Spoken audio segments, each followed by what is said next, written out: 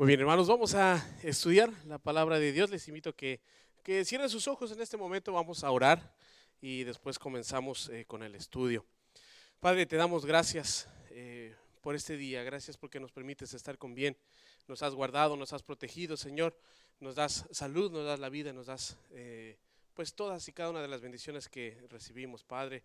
Te ruego que en esta noche también nos hables a través de tu palabra, que nos exhortes, que podamos salir edificados, Señor, y mejorar cada día, Señor, nuestra vida, no solamente espiritual, nuestra vida en todos los aspectos, Señor, de la vida diaria, de nuestra vida cotidiana, que podamos ser más como tú, amar más como tú, Señor, y cada día reflejar al mundo, Señor, lo que tú estás haciendo en cada uno de nosotros. Bendice esta iglesia, bendice a nuestro pastor, llévalo con bien, tráelo con bien, Señor, bendícelo en estos cursos, en estas conferencias que está llevando, Señor, a cabo, que pueda salir también el edificado. En el nombre de Cristo Jesús, amén y amén. Era un domingo en la mañana y se levanta la mamá y le dice: hijo, apúrate, vámonos, ya es hora de ir a la iglesia, ya está tu desayuno, levántate, por favor, báñate y te arreglas y nos vamos a la iglesia, tómate tu desayuno, nos vamos a la iglesia. Y el hijo le dice: no sé a quién les ha costado levantar a los hijos para la iglesia un domingo en la mañana. Dice: no, sí, cómo no, ya vámonos, ya es hora de irnos. Bueno, dice, dame tres razones válidas para que vaya yo a la iglesia. Le dice: bueno, en primer lugar, como ya te dije, hoy es domingo, es el día del Señor, tenemos que adorar a nuestro Dios, es domingo. Segundo lugar, eres cristiano, y como cristiano tienes que ir a adorar a Dios en un domingo, ¿cómo no vas a ir? Y en tercer lugar, tú eres el pastor de la iglesia, ¿por qué no vas a ir? ¿Verdad? Muchas veces como pastores también tenemos luchas, como cualquier otro cristiano. Somos de carne, somos de hueso, algunos somos más carne que hueso, ¿verdad? Pero tenemos sentimientos y tenemos emociones, tenemos luchas en nuestra vida espiritual. No estamos exentos, hermanos, de ninguna de estas cosas, no estamos exentos de las dudas. Ser un verdadero cristiano, un verdadero seguidor del Señor Jesús requiere dominio propio, requiere sacrificio, templanza, requiere amor, paciencia. ¿A quién no de nosotros les falta paciencia? Requiere, pues como les decía, sacrificio, amar al prójimo. Por eso es que hoy en este estudio, al título de la predicación le puse Confesiones de un pastor. Hermanos, hoy me voy a confesar aquí con ustedes y espero que no salgan corriendo. Eso va a quedar aquí entre nosotros, ¿ok? No puede salir de este cuarto, de este santuario. Pero tengo 4 confesiones que hacerles, que yo creo que todos y cada uno de nosotros como cristianos atravesamos, no solamente los pastores, porque como les digo, los pueden ver fuertes, pueden ver a un pastor y decir: no, pero el pastor, él casi pues es prácticamente una Biblia andando, ¿cómo va a tener problemas? No, también, hermanos. Así que 4 confesiones que tengo que hacerles. La primera es que a veces no tengo ganas de orar. A veces no me dan muchas ganas de orar, me canso, me fastidio, me aburro, no tengo muchas ganas de orar. A veces también me siento completamente inadecuado para lo que estoy haciendo. Para ser un líder me siento que no tengo las fuerzas, no me siento capaz. A veces también tengo mis dudas acerca de Dios, como cristiano, como hijo de Dios. Y no importa cuántos años puedas llevar en teología, cuántos años puedas tener estudiando la palabra de Dios, puedes tener dudas. Y la número 4 es que muchas veces también no me caen muy bien muchos hermanos o muchos cristianos. Y eso es a veces con lo que luchamos todos nosotros como cristianos, como hijos de Dios. Por eso es que vengo con estas 4 confesiones y vamos a estudiar cómo podemos atacarlas, cómo podemos vencerlas, cómo podemos mejorar y salir adelante acerca de estas 4 cosas que vamos a ver. La primera es: no tengo ganas de orar. ¿Quién se ha sentido a veces con un día como que, ay, no tengo ganas de orar, ni a veces ni por los alimentos, y dices: ay, Señor del firmamento, bendice esto que va para adentro, y ya se acabó, y es todo lo que dices. A veces ni siquiera por los alimentos queremos orar. Pero ¿por qué no? Porque a veces a la gente no le da ganas de orar, no le dan ganas de orar a la gente. Pues muchas veces no estamos seguros de que Dios vaya a contestar nuestras peticiones, nuestras oraciones. Muchas veces no estamos seguros de saber realmente cómo orar. O no estamos seguros de qué es lo que vas a decir al Señor, o que cuando estás orando te aburres, te cansas, no sabes qué decir. Piensas a veces que tus peticiones son demasiado pequeñas para traérselas a Dios. Pero con esto quiero, hermanos, ayudarnos a redefinir lo que es la oración. ¿Qué es para ustedes? ¿Qué es lo que o algunos de ustedes conocen como la oración? ¿Qué es la oración? Normalmente, ¿qué es? Hablar con Dios. Hermanos, no es hablar con Dios. Porque cuando hablas con Dios solamente hablas tú, es comunicarnos con Dios. Hay que comunicarnos. Es bien diferente entre una comunicación a solamente hablar, ¿verdad? Cuando hablas, puedes hablar y hablar y hablar y tal vez no estás teniendo un diálogo, no estás teniendo comunicación. Hermanas, ¿cuántas de ustedes les ha pasado que están hable y hable y hable y el marido, ajá, ajá, sí, me estás poniendo atención? Sí, gol, ¿verdad? ¿Por qué? Porque nada más estamos hablando. Hay que comunicarnos con Dios. Es bien diferente, por eso tengo cuatro oraciones que quiero enseñarles y les puse nombre, pero vamos a ilustrarlas aquí. La primera es la oración de Jeremías. La oración de Jeremías es que tenemos que orar honestamente. Ora con honestidad. En Jeremías capítulo 20, versículo 7, vamos a ir a varios versículos, así que pongan bastante atención, por favor, marquen ahí versículos, apunten si ustedes quieren. Jeremías capítulo 20, versículo 7, dice, me sedujiste, oh Jehová, y fui seducido más, dice, y me dejé de seducir, fuiste más fuerte que yo y me venciste. Todo el mundo se burla de mí, se ríen de mí todo el tiempo. Esta es la Nueva Versión Internacional. Y en esta parte de la Biblia, en esta parte donde algunos de sus Biblias, a lo mejor en algunas versiones tiene un título, dice las quejas de Jeremías, o empiezan las quejas de Jeremías. Y a Jeremías, de hecho, se le conoce como el profeta llorón. De hecho, se piensa que Jeremías escribió Lamentaciones. ¿Y Lamentaciones qué es? Pues son lamentaciones, son quejas. Son oraciones quejándose con Dios. Pero fíjate que a Dios no le importa si te estás quejando, lo que quiere es que seas honesto. Tienes que ser honesto con Dios, tienes que ser honesto contigo mismo, y cuando hables con tu Padre, sé honesto. Hace como 2 semanas mi esposa y yo estábamos viendo una película, era noche, terminó la película y apagué la computadora en la que estábamos viendo la película. Y la puse a un lado, y ya nos íbamos a acostar, y en eso escuchamos que estaba llorando una de nuestras hijas, la más pequeña, y ella dice, ¿está llorando Alexa? Le digo, sí, pero déjala, a veces se le pasa, no nomás llora y se duerme otra vez, porque a veces nada más se despierta, tiene un sueño malo y ya se vuelve a quedar dormida, pero siguió llorando y dice, no, mejor voy a ver. Y se va mi esposa a ver qué estaba pasando, y me dice, Frank, me habla desde lejos, y calmada, eso pues también no le había dicho, pero me habló calmada, y le digo, ¿qué pasó? Me dice, tráeme unas tijeras. Y dije, ¿unas tijeras?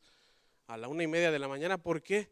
Y yo pensé, dije, en mi mente, dije, se me hace que ya se enredó el cabello en una de las llantas de su carriola, o de su cuna, perdón.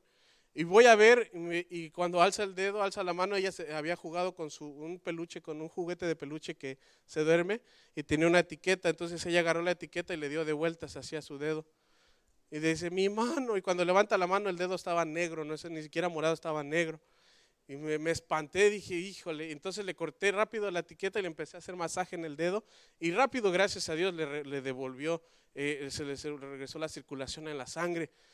Pero me pongo a pensar, y yo enojado, yo quería agarrar el peluche a patadas y decir, y con las tijeras hacerle así, ¿verdad? Y me digo, ay, sí, el cochino peluche, y la iba a agarrar así. Y le digo a Mariel, pero gracias a Dios. Yo estaba enojado y estaba enojado porque digo, ay Señor, ¿por qué nos pasa esto? Y ¿qué tal si se le hubieran cortado el dedo? Pero de repente dije, bueno, pero gracias a Dios que fue en el momento exacto, ni un minuto más. Porque yo creo que si hubiéramos tardado un poquito más, a lo mejor ahorita nuestra hija nos lo hubiéramos tenido que ir al hospital para que le amputaran un dedo. Y dice uno, pero gracias a Dios Eso fue exactamente en el tiempo y fue que Dios movió a mi esposa y todo pasó exacto para que no pasara a mayores. Pero en mi corazón, lo primero que llegó a mi corazón es: ¿por qué, Dios? ¿Por qué a nosotros? ¿Por qué nos pasan esto? Y yo dije: Señor, pero gracias. Y realmente a veces Dios no quiere tanto que hagas oraciones extremadamente potentosas y fuertes y te agarres todas las palabras del diccionario, que a veces ni siquiera sabes qué es lo que significan, sino que seas más que nada honesto con Dios. Hay dos cosas que no debes hacer en la oración o cuando estamos orando. Una es que estés orando para impresionar. No debes orar para impresionar. En Mateo capítulo 6 versículo 5 Jesús dijo: hipócritas, le dice a los fariseos, porque aman el orar en las sinagogas hasta el frente y en las esquinas de las calles para ser vistos de los hombres. Pero a Dios no le impresiona. Y no importa si, oh, amantísimo Padre, ¿verdad? Y hasta cambiamos de voz y fruncimos la cara y paramos la trompa. Pensamos que entre más trompudos, más espirituales somos, ¿verdad? Por aquí algunos también bien espirituales. Pero no tienes que amar o impresionar a la gente cuando estás orando. Tampoco tienes que hacer oraciones largas. Como en Mateo capítulo 12, 40 también Jesús, versículo 40, en el 12, 40 Mateo, Jesús dice: a ustedes les encanta hablar y orar largas y largas horas. No sé si les ha pasado, están con algunos hermanos, orar con alguien y estamos orando por los alimentos y el hermano ya se empezó a orar por cada uno de los misioneros que tenemos en la iglesia y luego se va por cada una de las peticiones y ya parece un viernes de oración en lugar de estar orando por un alimento. No tienes que hacer oraciones largas tampoco, sino que seas honesto. La oración de Jeremías: sé honesto. Número 2, orar creativamente. Esta es la oración de David. Y una de las personas más creativas en su manera de orar fue David. David dice en el Salmo 5, versículo 1 y 2, dice: escucha, oh Jehová, mis palabras, considera mi gemir. Hasta en su gemir estaba orando. Está atento a la voz de mi clamor, Rey mío y Dios mío, porque a ti oraré. Hermanos, tenemos que tener comunicación creativa.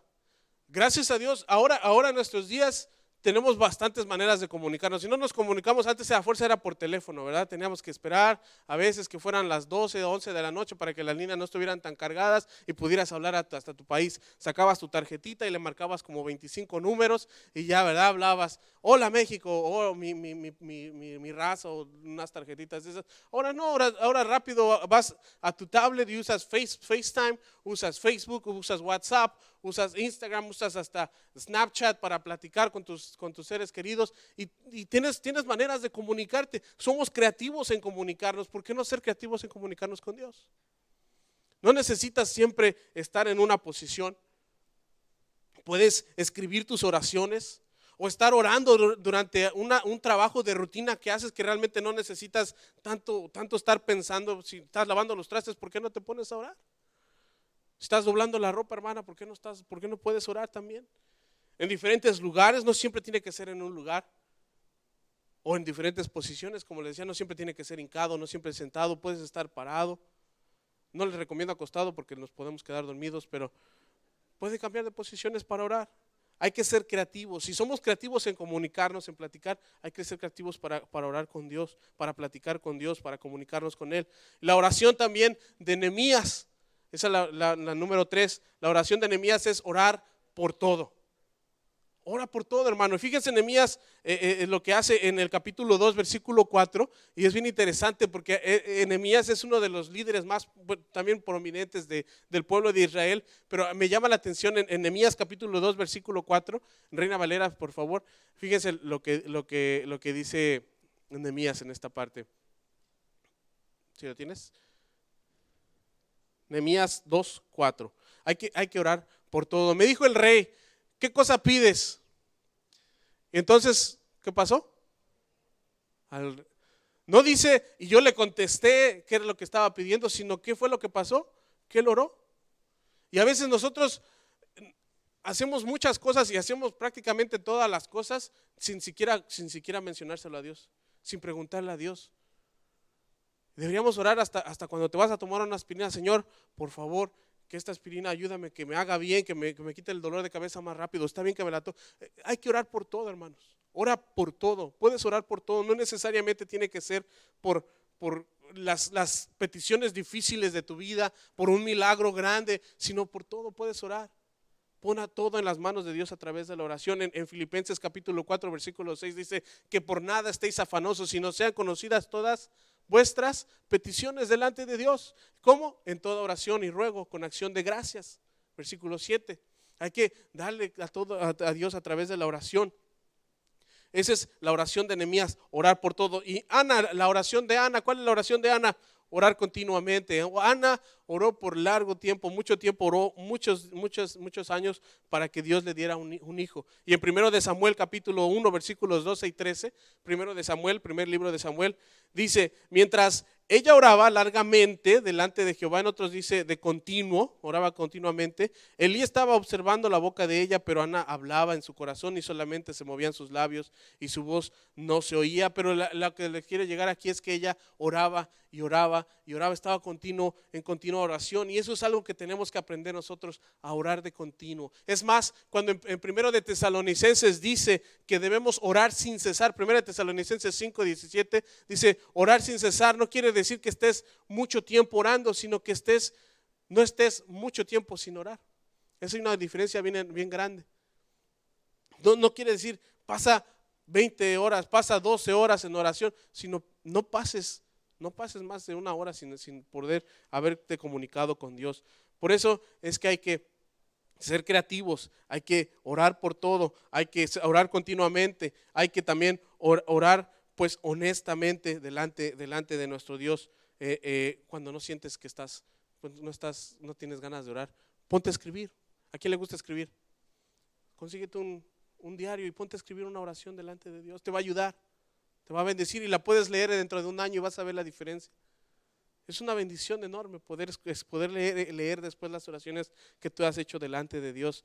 Número 2 de las confesiones. La número 1 es que a veces no tengo muchas ganas de orar, pero podemos hacer estos pasos. Número 2, me siento a veces completamente inadecuado. A veces siento que realmente yo, como decía Pablo, soy el último, ¿verdad?, de mis hermanos para estar en un puesto de liderazgo. Y es que en resumen, los fracasos se dan porque a veces pensamos que no sabemos lo suficiente.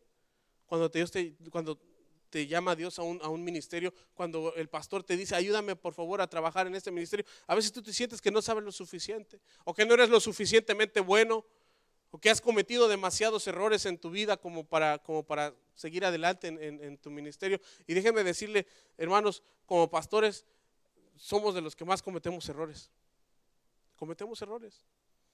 Pero tú te puedes convertir en un candidato para ser usado por Dios si hay de estas 3 cosas en tu vida. Por ejemplo, si hay errores que has cometido. Fíjense en Isaías capítulo 6 versículo 5. Isaías 6 versículo 5 dice: entonces dije, ay de mí que soy muerto, porque siendo hombre inmundo de labios y habitando en medio de pueblo que tiene labios inmundos, han visto mis ojos al Rey Jehová de los ejércitos. Ni Isaías era perfecto para estar delante de Dios, pero Dios lo utilizó grandemente. Si tú has cometido errores, puedes ser un candidato para que Dios te utilice, no importa. La Biblia está repleta de errores de grandes personajes de la Biblia. Moisés fue un asesino. Abraham fue un mentiroso, lo hemos estado viendo con nuestro pastor, un chueco. Jacob, el nieto de Moisés, también un tramposo, un cheater. Rahab, ¿quién era Rahab? Una prostituta, y Dios lo utilizó. David cometió adulterio. Pablo mataba cristianos. Necesitamos el ministerio de Pablo aquí. No es cierto, no. En algunos momentos el ministerio de Pablo, pero no, Pablo. No es cierto, es broma. Imagínense cuántos errores cometieron todos estos personajes y cómo Dios los utilizó. ¿Por qué? Porque, hermanos, fíjense, Dios no escoge a los capacitados, Él capacita a los escogidos. Hay una diferencia bien grande. Dios no escoge a los capacitados, Él capacita a los que escogió. Así que no te preocupes si no estás seguro de ti mismo. Ese es el número 2. No estamos a veces seguros de nosotros mismos. Dios, si Dios te escogió para un ministerio, si Dios te escogió para apoyar en algún lado, hazlo. Porque si Dios te escogió, Dios te va a capacitar. Éxodo capítulo 4, versículo 10, fíjense lo que Moisés le contesta a Dios. 4:10 dice, entonces dijo Moisés a Jehová, ay Señor, nunca has sido hombre de fácil palabra, es más, ni antes ni desde que tú hablas a tu siervo, porque soy tardo de lengua, en el hablar, soy torpe de la lengua. Y tenía que hablarle a 2 millones de personas, ir a hablar con Faraón. Pero fíjense en el versículo 11 y versículo 12 lo que dice. Entonces, versículo 11, el siguiente, esto. Y Jehová le respondió, ¿quién dio la boca al hombre? ¿O quién hizo al mudo y al sordo, al que ve y al ciego? ¿No soy yo Jehová? Versículo 12, siguiente. Ahora pues ve, yo estaré con tu boca y te enseñaré lo que hayas de hablar. Dios capacita. Si tú te sientes que no estás adecuado, si Dios sientes que no puedes, Dios te va a capacitar. Obviamente tienes que prepararte, como decía nuestro pastor, el hombre y la mujer de Dios, mientras más se prepara, Dios más lo usa. Mientras más talentos tengas, más tienes que trabajar. Mientras más dones Dios te dé, más tienes que trabajarlos, más tienes que hacerlos, más que tienes que producir. ¿Por qué? Porque Dios escoge a los preparados. Él los prepara. Escoge a los llamados, a los que escoge y los prepara. En 1 Samuel 16:7 dice, y estas no son cosas que nosotros sabemos, pero se nos olvida. Jehová respondió a Samuel y le dice, no mire su parecer ni lo grande de su estatura, porque yo lo desecho. Porque Jehová no mira lo que mira el hombre. Pues el hombre mira lo que está delante de sus ojos, pero ¿qué mira el Señor? El corazón. Si Dios te escoge, te va a preparar. Y fíjense, en Hechos capítulo 4, versículo 13, entonces, viendo el denuedo de Pedro, 4:13 de Hechos, de Pedro y de Juan, y sabiendo que eran hombres sin letras y del vulgo, ¿qué pasó? Les reconocían que habían estado con Jesús. Es bien bonito porque en esta parte de la Biblia, Pedro y Juan los conocían que eran hombres, se dice que ahí dice hombres del vulgo, hombres vulgares. Cuando esta palabra en el griego es una palabra que nosotros conocemos bien, en griego se dice idiotes, y nosotros conocemos esa palabra. Realmente estaba diciendo que Pedro y Juan eran idiotas. Imagínense, y se maravillaban diciendo, miren nada más cómo están hablando ahorita, realmente un par de idiotas, cómo están hablando en este momento, pero ¿saben por qué? Reconocían que habían estado con quién. Esa es la gran diferencia. Esa es la gran diferencia, porque Dios escoge a lo débil y a lo vil de esta tierra para sorprender a lo fuerte y a lo grande de la tierra. No necesita Dios, no necesita que seas el líder más fuerte, no, Dios no necesita que seas el hombre más sabio. Dios necesita que tú tengas un tiempo con Jesús, que tú quieras ser más como Jesús. Necesitas cambiar primero, decirle, Señor, aquí estoy. Dios te puede utilizar. No importa, lo importante es esto, que reconozcan que has pasado tiempo con Jesús. Eso es lo más importante. La pregunta es, ¿qué te está llamando Dios a hacer a ti? ¿Qué te está llamando Dios a hacer a ti? Estamos ya en el mes de marzo, el mes de predicar, después viene el mes de acción. Y ya empieza a pasarse, ya estamos en el tercer mes, hoy es 1 de marzo, y empieza a pasarse el 2017. ¿Qué es lo que Dios te está llamando a ti a hacer? Número 3, acerca de las confesiones. A veces tengo mis dudas de Dios. A veces también como pastor dudamos. A veces dudamos. ¿Y cómo puedo? La pregunta es, ¿cómo puedo yo, cómo pueden ustedes sobrepasar o pasar las dudas? Salir adelante de las dudas. Número 1, lo que tienes que hacer es reconocer que tienes dudas. Reconócelo. ¿Por qué? Porque dice un dicho que es más inteligente el que pregunta que el que se queda callado. Si tienes una duda, pregunta. Si tienes una duda, reconócelo. Fíjense, y en esta parte vamos a pasar a un pasaje que a veces pasamos rapidito, del Marcos capítulo 9, versículo 21.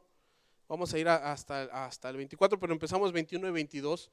Y dice Jesús, en esta parte, un hombre, un papá trae a su hijo que había sido endemoniado desde muy pequeño, había estado endemoniado. Y Jesús le pregunta, dice, Jesús le preguntó al padre, ¿cuánto tiempo hace que sucede esto? Y él le dijo, el papá le contesta, desde niño. Y muchas veces le echan el fuego y en el agua para matarle, pero fíjense, aquí está la duda. Si puedes hacer algo, pues ten misericordia de nosotros y ayúdanos. Ahí a veces dudamos, si tú puedes, Señor, por favor, pues ayúdanos, Señor. Y me da risa porque a veces insultamos así a Dios. Insultamos diciendo, bueno, ahora lo único que te queda es orar, ¿verdad? Cuando la oración no debería ser nuestra última línea de defensa, sino nuestra primera línea de batalla. Yo me imagino a Dios, bueno, hijo, discúlpame, pues solo quedaste conmigo. Pidiéndote disculpas, Dios, porque eres lo único que te queda. Y a veces así somos. Si puedes hacer algo, Señor, ayúdame. Hay que confiar en Dios. A veces dudamos de la existencia de Dios y pensamos, si estás ahí, ¿por qué no lo pruebas? Señor, ¿por qué no lo pruebas? Y yo he escuchado personas, bueno, si Dios existe, ¿por qué no se presenta aquí?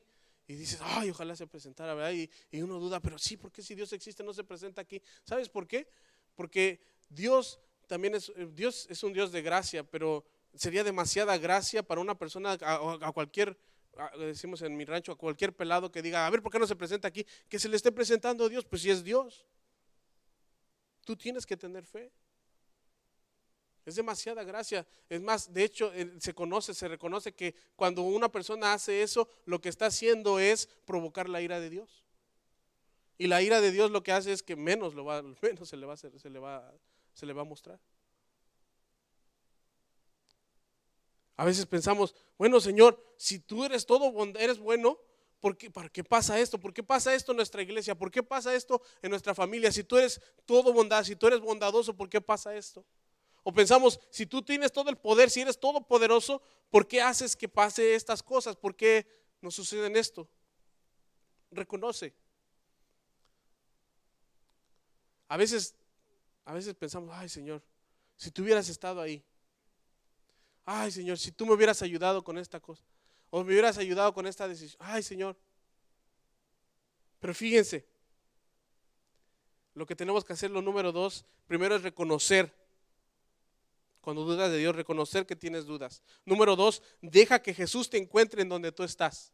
Deja que Jesús vaya donde tú estás, porque en el versículo 23 del mismo capítulo, fíjense lo que dice ahí el Señor, dice la palabra de Dios. Jesús le dijo, si puedes creer, versículo 23, ¿qué pasa? Si puedes creer, al que cree, todo le es posible. Pero fíjate lo que le preguntó Jesús, si puedes creer, créeme, porque sin fe es imposible agradar a Dios. Tienes que acercarte a Dios, tienes que dejar que Jesús venga y te encuentre donde tú estás. Y Jesús le dijo, si tú puedes creer, al que cree, todo le es posible. Y es que a veces decimos, ay, Señor, si tuvieras fe, ahorita lo cantamos, ¿verdad? Tú le dirías, no sé quién de ustedes alguna vez ha querido mover alguna montaña con su fe, ¿verdad? Y esa es una cosa que me pasó a mí como seminarista. Y decía, ay, si la Biblia dice que si tenemos fe como un granito de mostaza, podemos mover una montaña, yo ¿por qué no puedo mover este lápiz, verdad? Y lo puse ahí y dije, Señor, muévelo, ¿verdad? Ya estaba más mentalmente ahí queriendo moverlo. No, Señor, te quedas ahí. Pero tienes que creer, tienes que tener fe, tienes que comprender que tú no puedes hacer las cosas por ti mismo, que el que puede es Cristo en ti. Porque para Dios no hay nada imposible. Si puedes creer, cree. Porque al que cree todo le es posible. Y ¿sabes qué? Lo más importante es que vayas con la fe que tienes. No esperes hasta que tengas una fe como la de Moisés, una fe como la de Isaías, una fe como la de Elías. Ve con la fe que tú tienes. ¿Sabes por qué? Fíjense en el versículo 24, el siguiente versículo. E inmediatamente el padre del muchacho clamó y dijo, creo. ¿Y luego qué dice? Versículo 24, ayuda a mi incredulidad. Lo primero que tienes que hacer es, Señor, aquí estoy, perdóname, yo sé que he fallado, yo sé que he dudado de ti, pero creo. creo. Si tú puedes, hazlo, Señor. Creo y pídele a Dios, ayúdame en mi incredulidad. Es más, la Biblia dice que el que tiene pues falta de sabiduría, que lo pida, que pida con fe. Hay que pedir las cosas con fe, hay que tener fe, y con la fe que tienes, con la que tú tengas, acércate a Dios. ¿Por qué? Porque este padre tuvo la suficiente fe para traer a su hijo. Tal vez no pensaba, que dijo, a lo mejor no me lo va a curar, pero pues ahí voy, ¿verdad? Como dicen en mi rancho, chance y chicle pega, de repente, eso pasa. A lo mejor pasa, ¿no? Él tuvo la suficiente fe para traer a su hijo. El padre también tuvo la suficiente fe para acercarse a Jesús. No solamente trajo a su hijo, sino que se acercó a Jesús a preguntarle si podía ayudarle. Y también tuvo la suficiente fe para arriesgarse a salir adelante y tener la oportunidad o alguna chance o de fallar delante de la gente. A veces no movemos ni un dedo por no regarla delante de las demás personas. O nos quedamos en nuestra banca porque tienes que tener fe. No importa los fracasos. Tienes que tener fe. Y número 4, ya para terminar, de las confesiones. Y la más difícil a veces, yo pienso, es que a veces no nos caen bien muchos hermanos, ¿verdad? A veces, híjole, es que, la Biblia dice que somos un cuerpo, pero algunos son más axila que otra cosa, porque, ¿verdad? O les tocó ser los pies, porque y te enojas. Pero ¿por qué no me caen bien a veces los cristianos? Porque nos fallamos unos a otros. Porque podemos llegar a ser bien criticones, ¿verdad? Bien raros o medio hipócritas. ¿A cuánto les ha pasado pensar eso? El problema es que cuando nosotros pensamos de esta manera, estamos olvidando el punto principal en 2 o 3 cosas. Estamos olvidando el punto principal primero de nosotros mismos. Porque fíjense, la palabra de Dios dice en 1 de Pedro capítulo 1, versículo 14 y 15. Cuando tú piensas que a veces no te caen bien los cristianos, estás olvidando algo. Dice que como hijos obedientes, no os conforméis, sino que no te tomes, que no te amoldes a la forma de tus deseos que antes tenías estando en vuestra ignorancia. El versículo 15 dice, más bien, sino que como aquel que os llamó es santo, sed también vosotros santos en toda vuestra.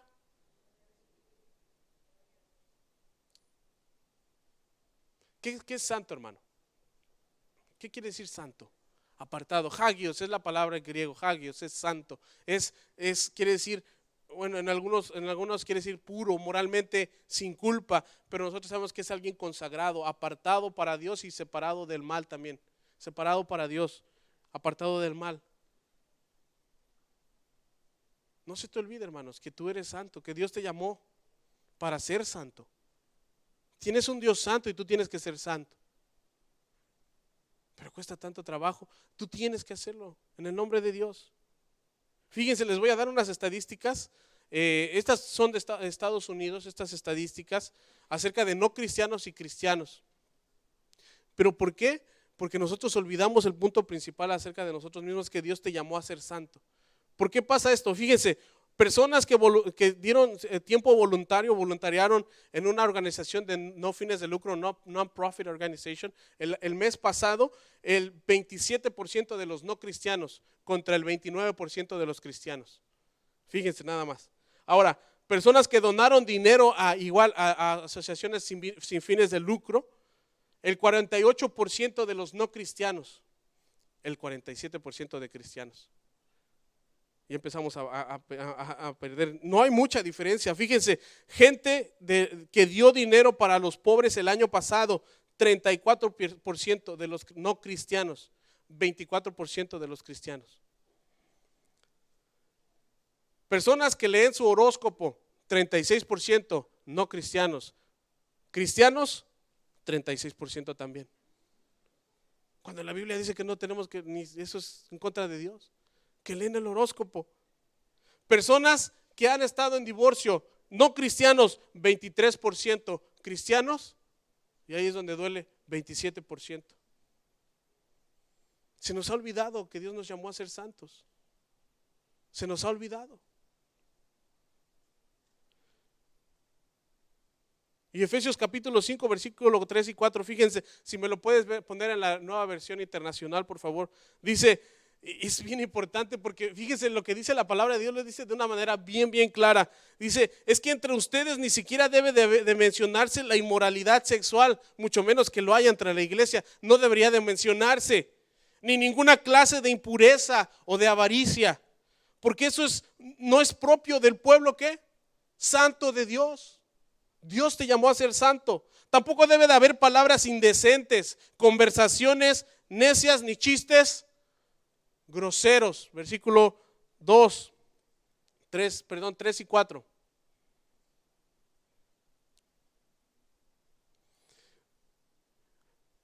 ¿Cuántos han estado otra vez? Vamos a ver. Por eso, en versículos 3 y 4, creo que ya se trabó no se preocupen. Nadie es inadecuado, hermana. Todos podemos. Esfuércense para mantener la unidad en el espíritu. Efesios capítulo 5, 3 y 4. 5, 3 y 4.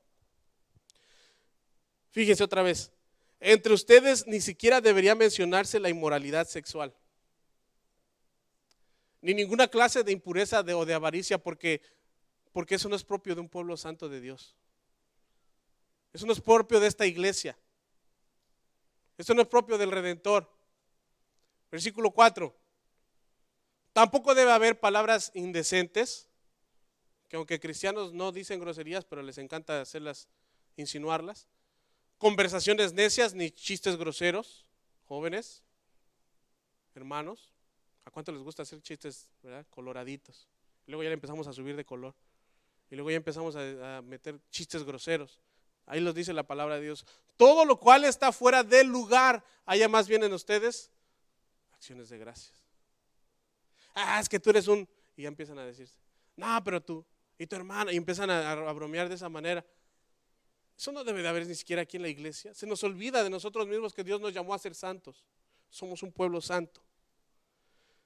El problema es que a veces nosotros nos tendemos a excusarnos a nosotros y acusar a los demás. No, es que el hermano, yo soy más tranquilo que el hermano. Y cuando estamos acusando y nos excusamos, estamos haciendo así, con el dedo. Se nos olvida que hay 3 dedos señalándote a ti cuando haces así. Dios nos llamó a ser un pueblo santo. Eso es lo que se nos está olvidando de nosotros mismos. Y de lo que también estamos olvidando de otros cristianos. Fíjense nada más, Filipenses 2, 3 y 4. Igual eso sí en Reina Valera, por favor. Filipenses 2, 3 y 4 dice, nada hagáis por contienda o por vanagloria, antes bien con humildad, estimando cada uno a los demás como superiores a mí mismo. No mirando cada uno por lo suyo propio, decirle así, sino cada cual también por los de los otros. Dios te llamó a amar a tus hermanos, a tu prójimo, más. Dice, como a ti mismo, pero deberías amarlo más que a ti mismo. Tenemos que amar antes de juzgar. Amar antes de juzgar. Hermanos, se dice que el pueblo cristiano, el pueblo de Dios es el único ejército que ejecuta a sus heridos. A veces dejamos de preocuparnos por nuestros hermanos, dejamos de preocuparnos por los demás.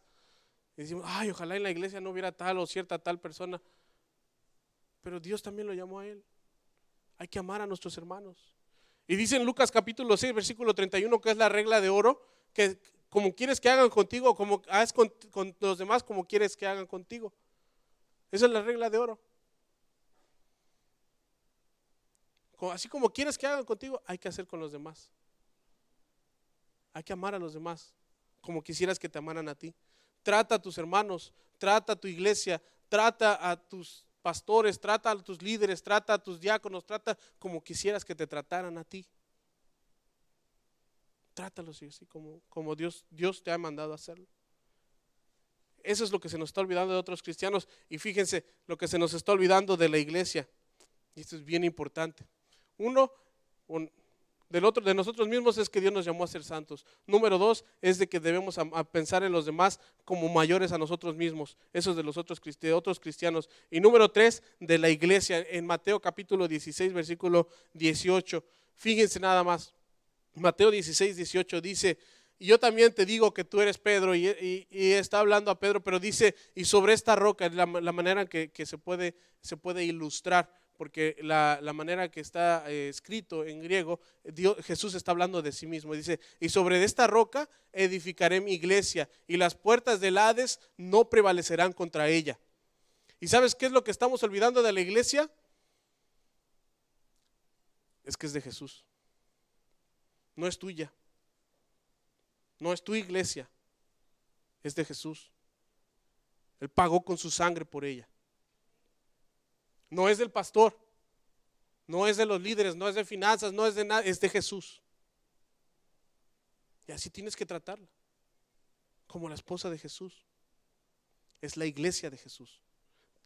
Jesús dio su sangre por esta iglesia. Jesús dio todo por amor a esta congregación. Esta iglesia es del Señor.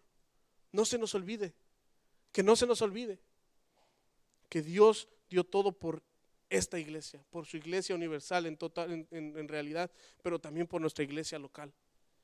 La iglesia, el problema es que a veces la iglesia pierde su toque con el mundo. Nos enfrascamos en actividades, nos enfrascamos en programas, en los ministerios, en un montón de cosas y perdemos el toque con el mundo, hermanos. Tenemos que ser una iglesia que va a la calle, una iglesia que evangeliza.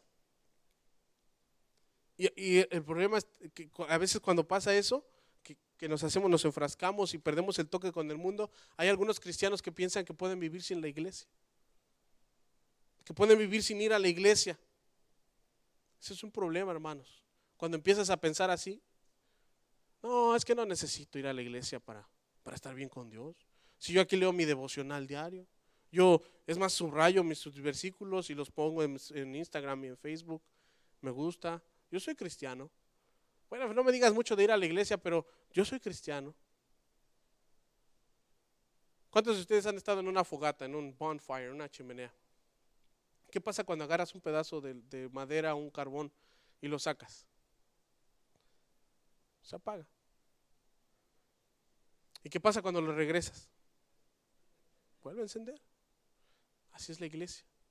Es el fuego que nos mantiene, con el fuego del Espíritu Santo. Es donde puedes practicar tus dones, es donde Dios te puede utilizar. La iglesia es de Jesús. Y el problema es que nosotros como iglesia o como gente, como personas, empezamos a pensar que la iglesia está para nosotros.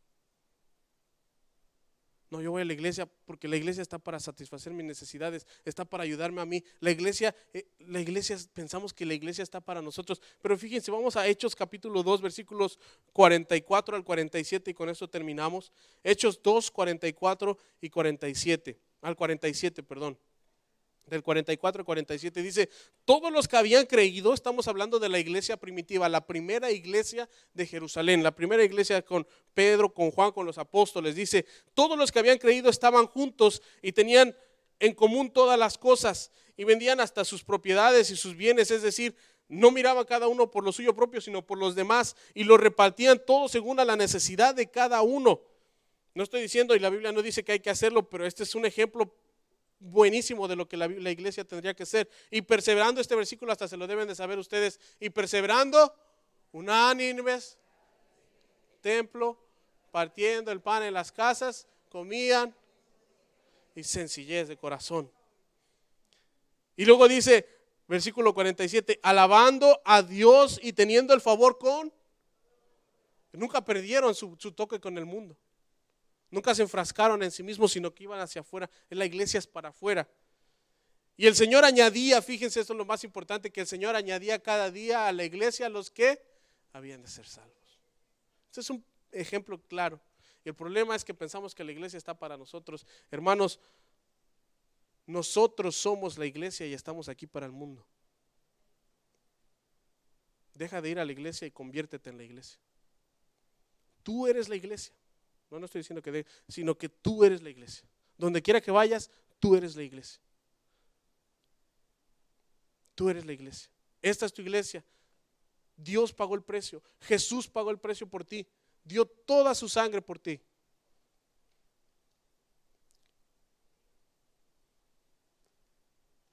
Y quiero terminar con una pregunta. Porque estas son dudas que yo he tenido. No sé si algunos de ustedes, yo creo que también las han tenido. Estas son mis confesiones. Pero creo que se comparan con muchos de ustedes, con muchos de nosotros como cristianos. Mi pregunta es, ¿qué está haciendo Dios en ti para cambiar todo esto? A mí me ha enseñado a tener paciencia, me ha enseñado a confiar en Él, a depender de Él. Me ha enseñado a amar a los que te lastiman como pastor. Me ha enseñado muchas y grandes lecciones. Y yo le doy gracias a Dios, porque la palabra de Dios dice en Romanos 8:28 que a los que aman a Dios, todas las cosas les ayudan a bien. Pero ¿qué está haciendo Dios en ti? ¿Cómo te está cambiando a ti? Con tus dudas, con tu a veces falta de capacidad, no sentirte adecuado, con a veces que no tienes ganas de orar o que realmente no te caen muy bien algunos hermanos. ¿Qué está haciendo Dios en ti para cambiar eso? Ponte a pensarlo y confiésaselo al Señor. Vamos a orar. Padre, gracias una vez más por tu palabra. Permite que podamos ser un ejemplo claro, un ejemplo vívido de lo que la iglesia en el principio, tu iglesia en Hechos, capítulo 2, comenzó a hacer luz en las tinieblas, a cambiar, Señor, a la gente que se acerca a esta iglesia. Que podamos ver y escuchar testimonios de cómo esta iglesia ha hecho la diferencia en la vida de muchas personas. Y todo esto a través de ti, porque no es por obras, es por gracia. No es por obras para que nadie se gloríe. Tú sabes, Señor, lo que estás haciendo y cómo estás trabajando en cada uno de mis hermanos, que estamos aquí presentes, Señor. Y hoy, Señor, es un día en el que podemos tener este tiempo de reflexión. De pensar, Señor, en lo que estás haciendo en nosotros y lo que nosotros podemos hacer por ti, Padre. Mientras todos estamos orando, mientras todos estamos con los ojos cerrados, te invito a que te hagas esta pregunta. Háztela tú a ti mismo. ¿Qué está haciendo Dios en ti? ¿A que vivas igual que todo el mundo? ¿A que no haya ninguna diferencia entre tú y las personas del mundo? ¿O que seas una persona santa, que Dios te ha llamado a la santidad, un pueblo santo? Que seas diferente, que puedas hacer hoy la diferencia en la vida de las demás personas. Que tú seas la iglesia.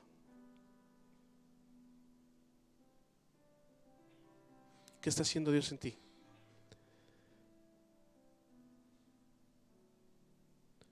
Y si piensas que hay áreas en tu vida que no has entregado al Señor completamente, te invito a que lo hagas hoy. Tal vez es orgullo, tal vez es impaciencia, tal vez pues no quieres que te menosprecien o no te sientes adecuado. Tal vez todavía son dudas. Ponlas en las manos de Dios. Dios puede cambiar todo eso. Jesús puede cambiarte. Y a los hermanos o personas que están aquí por primera vez, la primera cosa que tienes que hacer es aceptar a Jesús en tu corazón para que Él comience a cambiar todas las áreas de tu vida. Dejar que Él entre en tu vida y sea el Señor de tu corazón, el Señor de tu vida. Así que te invito a que hagas esta oración conmigo. Si hay alguien aquí entre nosotros o que nos está viendo por internet también, hagan esta oración con nosotros. Señor, reconozco que soy pecador y me arrepiento de cada uno de mis pecados. Te pido perdón por mis pecados y te pido que la sangre de mi Señor Jesús me pueda limpiar de cada uno de ellos, que me cambie, que cambie mi vida, Señor. Que entre a mi corazón y que sea el dueño y Señor de mi vida. Que de ahora en adelante yo viva mi vida a través de Jesús y no de mis propias fuerzas. Y Señor, te ruego que en esta noche, tú que conoces nuestros corazones, tú que miras nuestro corazón y no miras solamente el exterior, tú conoces nuestras vidas, tú conoces nuestras necesidades, tú conoces también nuestros deseos. Te pido que los puedas, Señor, los podamos poner en ti, los ponemos en tus manos en este día, Señor, para que tú sigas obrando, que sigas haciendo la buena obra en cada uno de nosotros hasta el día de que nuestro Señor Jesús regrese. Te ruego, Padre, que cada área de nuestras vidas, cada área de la vida de mis hermanos, que en este momento está poniendo en tus manos, Señor, tú puedas trabajar en él.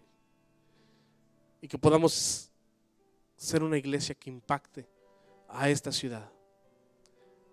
En el bendito nombre de mi Señor Jesucristo. Amén y amén. Que Dios les bendiga, hermanos. Nos vemos el domingo. El viernes hay casa de oración. Y hay comidita allá atrás de parte de Escuela Dominical.